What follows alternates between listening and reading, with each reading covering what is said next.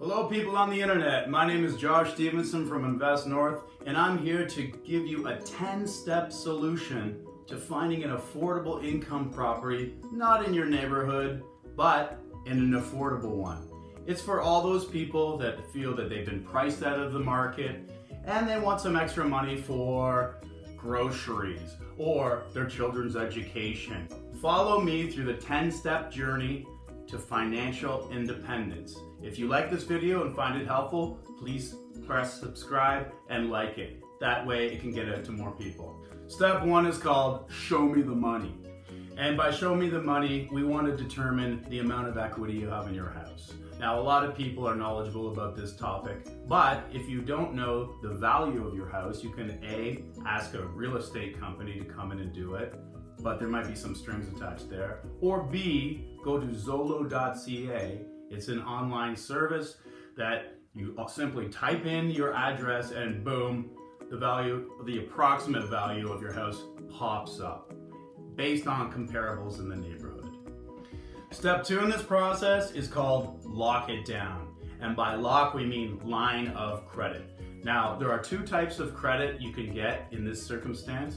One is a secured line of credit against your house, and the other is an unsecured line of credit. You want the secured line of credit against your house because it doesn't affect your credit rating the same way. An unsecured line of credit, which has a large balance on it, can work against you and your credit rating and your ability to make purchases in the future. We don't want that. The best way to get a line of credit is to go to the bank which you have your mortgage with. They will gladly lend you some money if you have equity in your home. The best thing about using lines of credit to buy income producing properties is all of the interest is a tax write-off.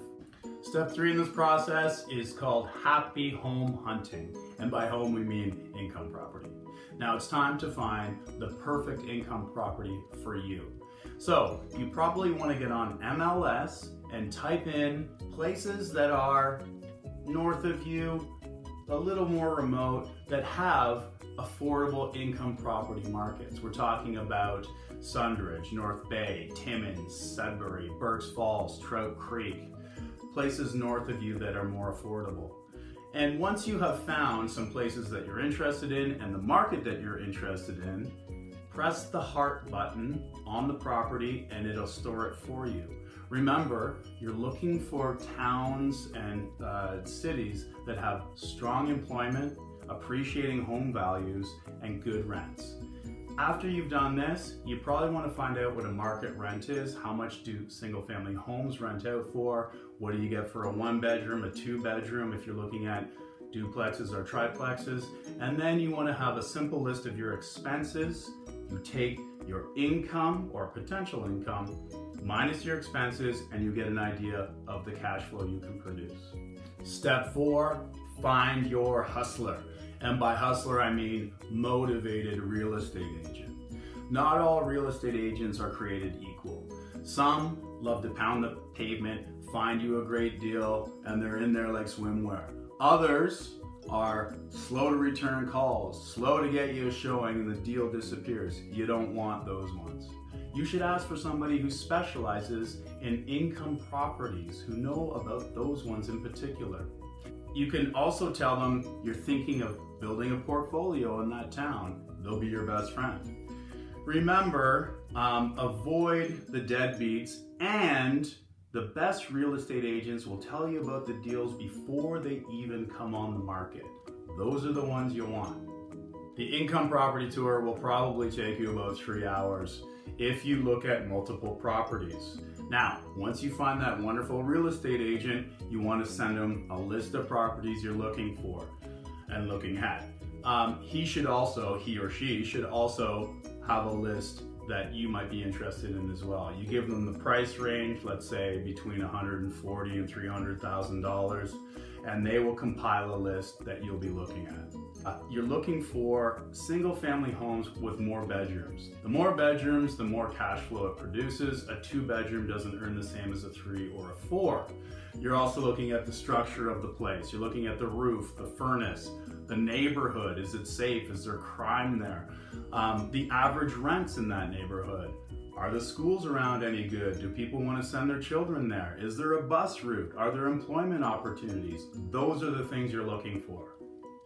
Step 6, make them an offer they can't refuse. Remember, when you're looking at an income property, you will get an MLS printout of the property that the real estate agent will bring you, and you look for something called DOM, Days on Market. If an income property has been on the market more than 20 or 30 days, you can lowball them. All offers you make on an income producing property should be dependent on financing and a home inspection. Also, if you're wondering what price should I go in on, your real estate agent should really help you out there. An income property is not like a house that you're gonna live in. You don't have an emotional attachment to these income producing properties, and you should not develop one. So you can walk away from this one. There are several others down the road. Remember, these northern markets, there's not as much competition. Step 7, lawyer up. You need a real estate lawyer, you need a home inspector, and you need financing once you find that perfect income producing property. Now, the home inspection is important, particularly in these markets where you don't really know the deal. Home inspections generally cost between $400 and $500. I would recommend that you get one. If a major problem is detected, you can renegotiate the price. So sometimes finding a defect is not a bad thing after all. You can lowball them after you make that initial offer to them. Financing. One thing that you have to do is shop around. You might want to look at something called ratehub.ca. It has the most competitive mortgage prices in the market and a little bit better than, say, the regular Scotiabank mortgage, the regular RBC mortgage. I also usually go with a variable rate. If you do the research, a variable rate always wins over a fixed rate, but people are a little bit worried to get that. It's up to you, but variable has worked for me and I've always come out on the winning end. Now, you might want to lock in at only 3 years rather than 5, because after 3 years your property might have appreciated and you can take the equity out and buy another income producing property. 5 years, you're hanging around for longer and you don't have that cash when you want it. In terms of real estate lawyers, you want to find somebody reliable in your own town, not in the town that you're buying property in, because you don't want to have to drive there to sign papers and to go to those meetings. So find somebody that you know in your own town. One more thing that you should be aware of when you're buying an income producing property is the amortization rate. You want to try and get the longest amortization that you can. So when you're buying your own home, a 25-year deal might be a good thing. But when you're buying an income producing property, a 30-year deal, or even a 35 if you can get it, is the better deal. That means you pay less of your mortgage each month and the cash flow is much greater. Step 8, fill her up. Once you've found that wonderful income producing property and close the deal, you need to fill it up with quality tenants. Now this is a tricky step because I've seen a lot of people get into the income property game, encounter some nightmare tenants, and then quickly give up. I don't want that to happen to you. So there are a few things that you can do to make sure that this process goes smoothly. The first thing that you want to do is put an ad on Kijiji, put it out to the general public and say that the showings will happen between 4 and 5 p.m. on a Sunday, or a window of time where they can show up. The more people that show up at the same time, the better, because then they'll see that there's some competition for the apartment, they're not going to question the price, and they're going to get their ducks in a row very quickly. If 8 people say that they're going to show up for the viewing and you only get 4, don't take it personally. That's just the nature of the game. It happens all the time. You haven't run a bad ad, you're not bad at this, that just happens. So once you get some serious applicants, the first thing you want to do is look at their Facebook page. If they're holding a 4-foot bong, run like the wind. You don't want those people. If you look at their family photos and you look behind and there's a sink full of dirty dishes and there are holes in the wall and the place is disgusting, Again, run like the wind. Facebook's your best friend. Also, you want to make sure they can afford the place, so you need a pay stub. Perhaps they're on government assistance. Perhaps there are 2 income earners in that family. Make sure they can afford it. Also, you might want to talk to their former landlord, but that is not always the best case because some landlords are so keen to get rid of these people because they're a nightmare, they'll lie to you and they'll say, oh yeah, they're the best tenants in the world, when in reality, they are a nightmare. So, some people do credit checks. I personally don't. I go with my gut, I go with Facebook, I go with the income statements. If you want to go with that credit check, that's your own business, maybe. I'm kind of wary of young people in their 20s that are in a couple. Oftentimes they're very volatile. They'll break up, one person will leave and the other can't afford it. They get in big fights, they affect the neighbors. So I generally avoid people in their 20s, young couples in their 20s. A lot of people will say they have a small dog when it's a large dog. You might want to ask to meet the dog and to determine the size and if it's legit.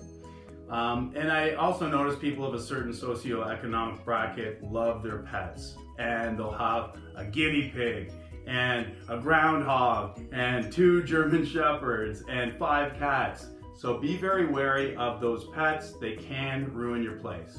Step 9, it's closing time. Closing day is an incredibly busy time at your lawyer's office. You're signing all those documents. It's a marathon. Before you do that, however, you need a legally binding lease in place with your tenant.